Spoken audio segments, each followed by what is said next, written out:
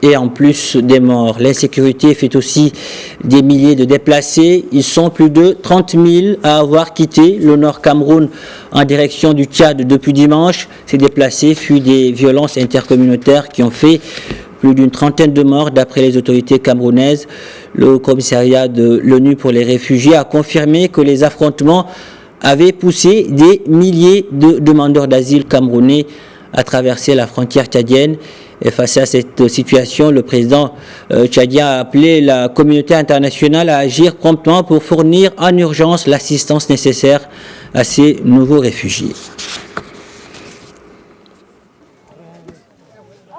Et pour faire le point sur cette situation, nous retrouvons depuis N'Djamena le président du Centre d'études pour la prévention de l'extrémisme, Ahmed Yacoub Dabio. Bonjour et merci d'avoir accepté notre invitation.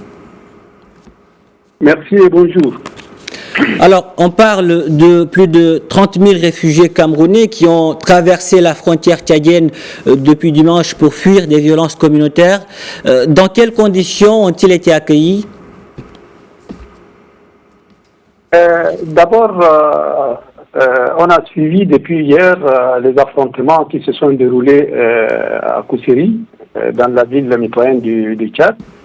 Franchement, quand j'ai vu hier soir les premières images, je croyais pas que... au départ, je croyais que c'était du fake news. Et puis, je me suis renseigné auprès d'un ami à Kousseri et il m'a confirmé ces atrocités.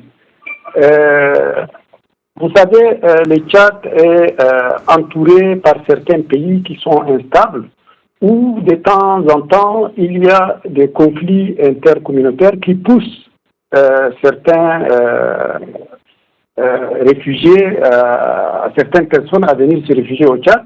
Je prends l'exemple du Darfour, où la semaine dernière, il y a eu des affrontements entre des communautés et le Tchad a accueilli plus de 12 000 réfugiés.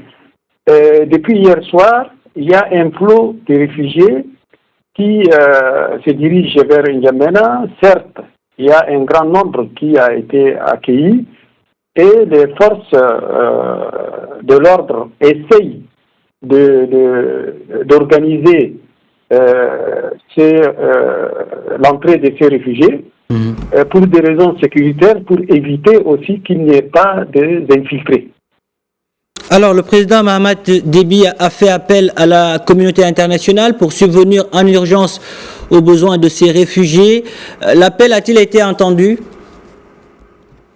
Je crois que, à mon avis, c'est un peu très tôt de dire si l'appel a été entendu ou pas. Mais je vous assure qu'il y a déjà des organisations humanitaires qui se trouvent sur place et qui suivent la situation de près et qui peuvent intervenir immédiatement ou dans les heures qui viennent. Alors sur ce dossier, comment s'organisent N'Djamena et Yaoundé, sachant que cet incident n'est pas le premier du genre signalé ces derniers temps? Pardon, je n'ai pas bien compris la question. Je dis sur ce dossier, comment s'organisent N'Djamena et Yaoundé? S'organise par rapport aux réfugiés ou par rapport au conflit? Par rapport au conflit, parce qu'on sait que c'est pas le premier du genre. Oui, vous savez, N'Djamena a une expérience. N'Djamena, d'abord par rapport à la gestion des conflits et par rapport à l'accueil des réfugiés. N'Djamena a déjà, par le passé, accueilli des réfugiés qui ont été contraints par Boko Haram de rentrer au Tchad, et N'Djamena a accueilli aussi des réfugiés en provenance de Centrafrique, du Soudan, et ainsi de suite. Donc, N'Djamena, je crois qu'ils ont une expérience dans ce genre de choses, mais la question qui doit se poser maintenant, quelle solution pour apaiser ce genre de conflits? Et je crois qu'il est urgent que les sages interviennent de part et d'autre pour trouver une solution entre les deux parties. Et puis, il faut aussi des campagnes de sensibilisation pour prévenir ce genre de conflits entre les différentes communautés. Et à mon avis, je suis responsable de ce que je dis, l'État camerounais a une part de responsabilité, puisque cette zone est totalement délaissée, à tel point qu'on se pose la question s'il n'y a pas un traitement ségrégationniste entretenue par l'État camerounais. Parce que c'est une zone qui est pauvre, qui n'a aucune infrastructure. Et la grande surprise, c'est que les forces de l'ordre ont refusé d'intervenir immédiatement pour empêcher ces atrocités. Parce qu'il y a un commandant qui disait qu'ils n'ont pas reçu l'ordre d'intervenir. Et c'est grave, cela. Donc, vous voulez dire qu'ils ont laissé faire? Oui. Parce que c'est en pleine ville de Koussiri que les atrocités ont lieu. Les forces de l'ordre pourraient bien intervenir, mais pourquoi elles ne sont pas intervenues jusqu'il y a eu des massacres? On parle d'une trentaine de morts, alors que les forces de l'ordre étaient présentes. Mais elles disent qu'elles n'ont pas reçu l'ordre. L'ordre d'où? Je ne sais pas. Ça veut dire que demain, si Boko Haram attaque Koussiri, on le laisse faire si on n'a pas reçu l'ordre d'intervenir. Et ça, c'est grave.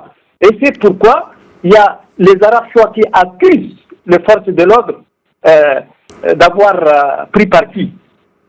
Ahmed Yacoub Dabio, est-ce que la solution à tous ces problèmes-là est seulement militaire? Est-ce qu'il n'y a pas d'autres pistes à privilégier?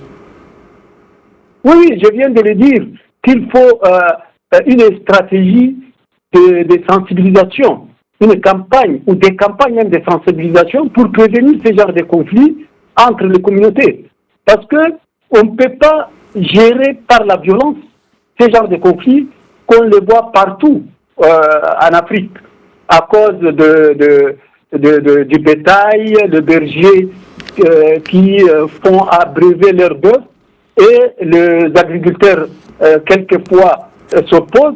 C'est ce qui se passe entre les Arabes choix qui veulent abreuver leurs bœufs et les agriculteurs mousgoum s'opposent. Et c'est ça qui a conduit à des conflits meurtriers.